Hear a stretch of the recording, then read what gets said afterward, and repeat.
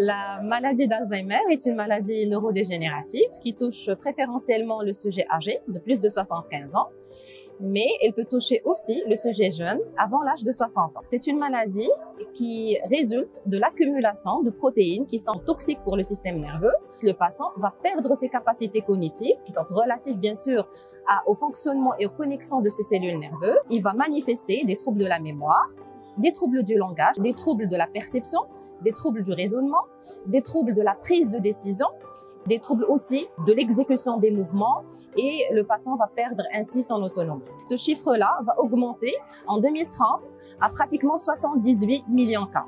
Au Maroc, on estime aussi que le nombre de cas est de 200 000 cas et en 2030, on aurait pratiquement 280 000 cas. Donc, la maladie d'Alzheimer, elle va se manifester par plusieurs symptômes. Ces symptômes risquent d'être très minimes, de manière à ce qu'ils ne sont pas perçus par la famille. Donc, elle évolue pendant 10 à 15 ans avant de justement se manifester de manière très importante. Le patient va avoir souvent des petits oublis, surtout des événements qui sont récents.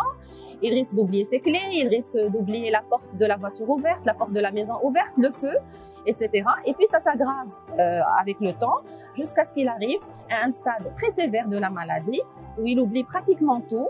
Donc c'est des oublis très importants. Il oublie son entourage, il oublie ses petits-enfants, etc. Et puis avec ça, il y aura des troubles du langage, c'est ce qu'on appelle une aphasie, donc des troubles de l'expression, il n'arrive plus à s'exprimer. Et on va avoir ce qu'on appelle une apraxie, c'est que le patient n'arriverait plus à faire ses mouvements, n'arriverait plus à s'habiller, il va perdre de son autonomie. Tous ces signes-là vont aller en s'aggravant sur les 10 à 15 ans jusqu'à ce que le patient perde totalement son autonomie et devient complètement dépendant de son entourage. À côté de ces signes-là, le patient va présenter aussi des troubles de l'humeur.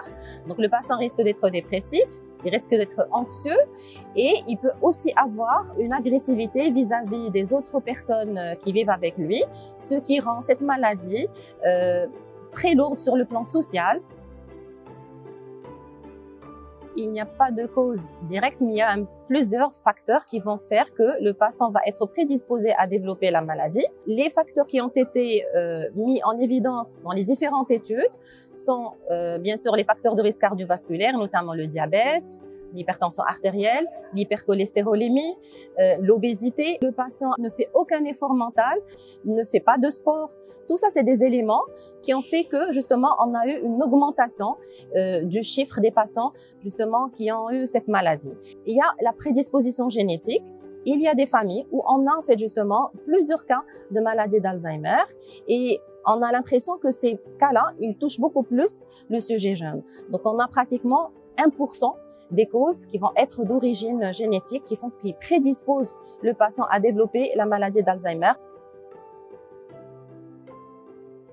Malheureusement, jusqu'au jour d'aujourd'hui, il n'y a pas de traitement efficace à 100%. Le traitement qui va être proposé dépendra du stade de la maladie. Le traitement symptomatique, on va traiter les symptômes.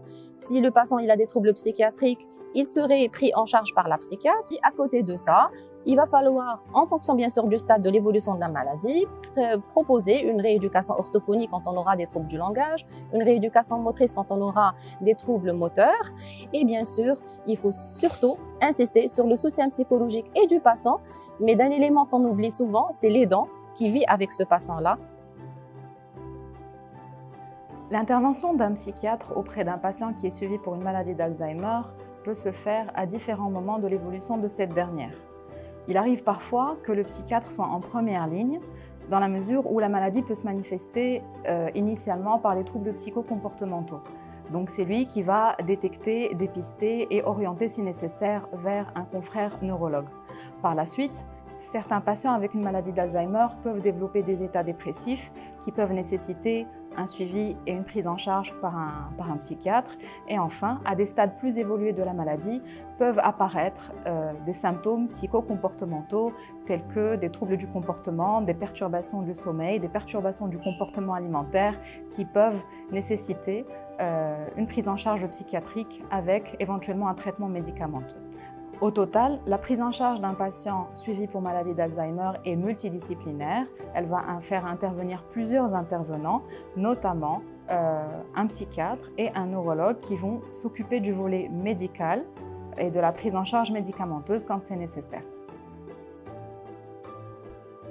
La prise en charge des patients atteints de maladie d'Alzheimer en médecine physique et de réadaptation vise à optimiser les capacités préservées du patient et à introduire des stratégies de compensation à réaliser donc ces activités de la vie quotidienne.